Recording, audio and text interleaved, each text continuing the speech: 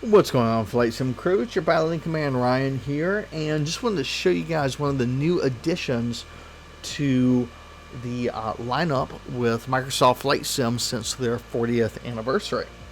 They have added the Cabri G2 helicopter and a Discovery flight, which you're going to see here in a few minutes.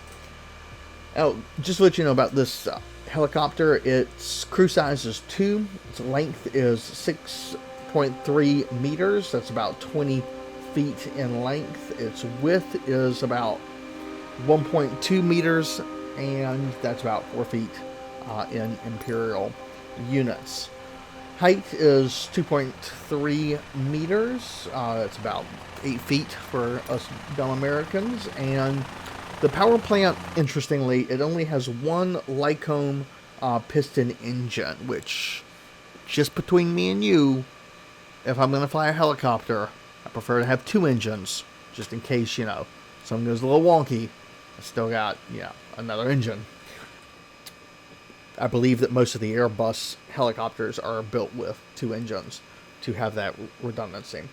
With that being said, let's take a look here at how we can fly this thing.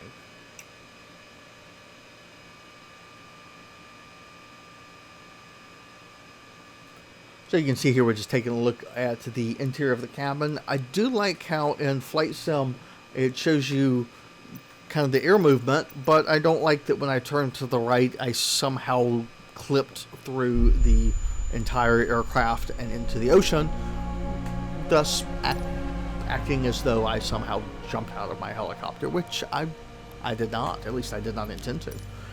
So, as I mentioned before in one of my community posts, the new update does have some glitches. I think I may highlight what some of these glitches are, but to me, that definitely counts as a glitch. Looking to the right-hand side of your cabin and all of a sudden falling into the ocean, yeah, I don't think that's I don't think that's normal. I'm not a helicopter pilot.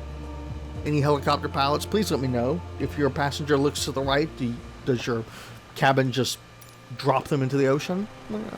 If so, I stand corrected. Okay, so let's actually try to get this thing up and flying. It takes us in downtown Manhattan. There you can see the wonderful winds created by it, and I have no idea how to fly a helicopter. I'm just going to get right to it. So I'm give her some good throttle, not full throttle, but good throttle, and go. So those are my rudder pedals. Wow, that was highly responsive, and was not expecting quite that much kick out of a rudder pedal. In fixed wing aircraft, they just kind of give us a little shaky, like you're wagging your tail. But obviously helicopters are a lot more agile than a fixed wing aircraft. So maybe I should title this video Fixed Wing Pilot Tries to Figure Out How to Fly a Helicopter for the First Time. I don't know. So anyhow, now I'm going to fly over the city here. I'm going to get a little bit lower than probably what the FAA would appreciate. Again, this is a simulator. I'm quite confident that there are minimum requirements for flying a helicopter above a populated area. I know that there are absolutely minimum requirements when flying a helicopter, flying a fixed-wing airplane over populated, sparsely populated, and then non-populated areas. Then again, people land on top of some of these skyscrapers, so I don't know. I'm going to have to bust out my FAA Bible here soon, and I'll be able to give you guys a more surefire answer. I'm going to go ahead and just try to turn around this nice, is that World Trade Center 1? I hope I'm saying that correctly. If so, beautiful building. I understand some people wish they had just left it as a ruin. To those who passed away, I understand that sentiment. Also, rebuilding it says something to our adversaries. While we can't replace the people ever, we can show that evil will not triumph over our America. Alright, so I'm just kind of hovering now, and because I wanted to kind of opine about that building. And I'm trying to think where I should go to next. Maybe Statue of Liberty? Statue of Liberty seem appealing to anyone? Seems appealing to me. Alright. I think the handling is rather unique, kind of the combination between yoke inputs and throttle is something that I think it would just take a little bit of getting used to. It's not completely, foreign, alien, or different. However, with that being said, I'm sure that with the operational limits of the helicopter, it's important to know so that you don't incidentally put the helicopter in a non-flyable configuration. With that being said, I'm giving it some pretty good throttle. I've got my yoke pushed down a little bit so that lead chopper blade is pulling me forward just as much as it's pulling me up.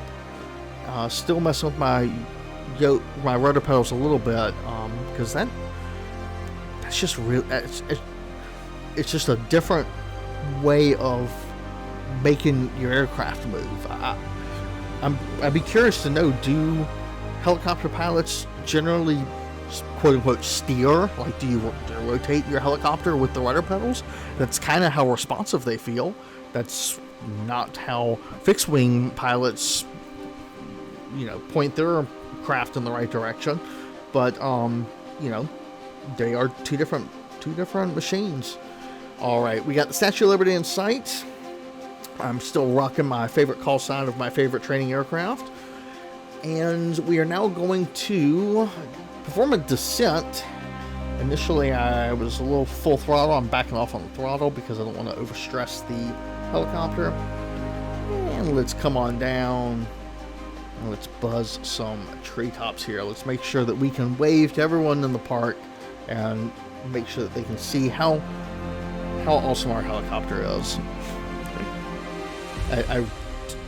Part of me does think that helicopter pilots do that. When I see them fly here locally, I oftentimes feel like they are just wanting to show off their bird. And you know what? I don't blame them. Helicopters are not inexpensive.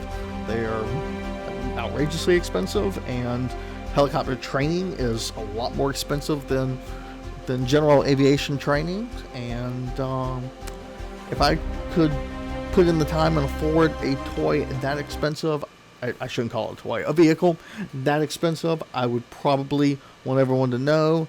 And I think I gave myself a little too much rudder there. I did a little 360 unintentionally.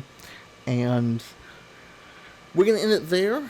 So hope you all enjoyed this episode. Like, comment, subscribe if you want to see more, and I will catch you in the next video.